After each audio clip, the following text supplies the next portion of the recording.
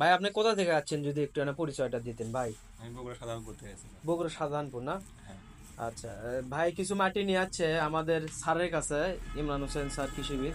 আচ্ছা, ওনার কাছে মাটিটা পরীক্ষা করার জন্য। আচ্ছা, স্যার এখন দেখাচ্ছে এই বিষয়। যে স্যার কথা মাটিটা আছে, এই মাটিটা হচ্ছে স্যার একটু কি বলে জানেন? জোরে বলেন।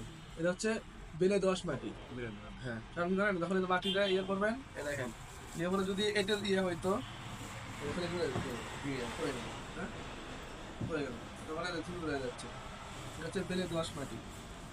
এটাও বেলে দোআঁশই, হ্যাঁ, এটাও বেলে দোআঁশ। এটা দেখেন ইয়ে হচ্ছে, চাপ দিলে ইয়ে হচ্ছে, আবার ইয়ে হচ্ছে, ফেলে দেখেন ভেঙে গেল।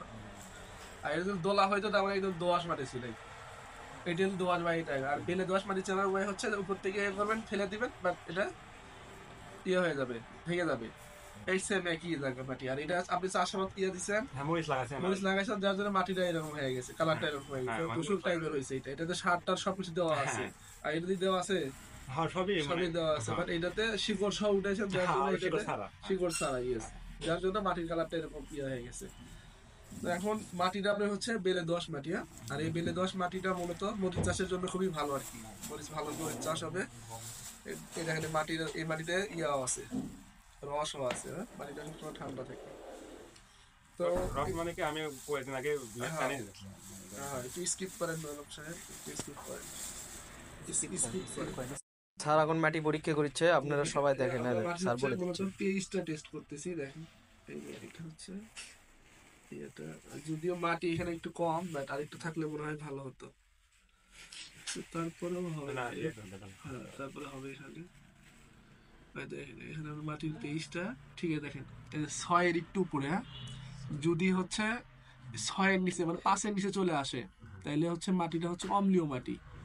আর উপরে যদি তাহলে হচ্ছে অ্যাসিডিটি, ক্ষার মাটি, বুঝছেন?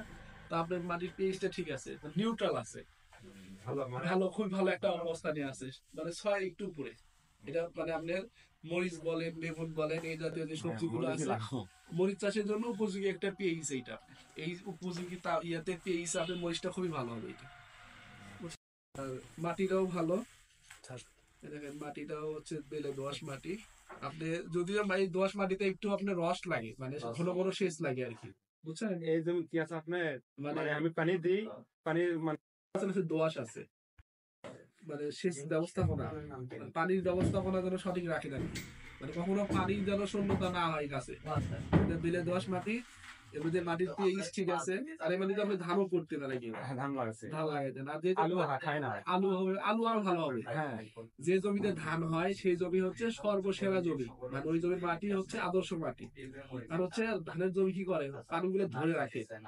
দেখবেন ধান কোন জমিতে হয় না জানেন, যে জমিতে হচ্ছে পানি ধরে রাখে না,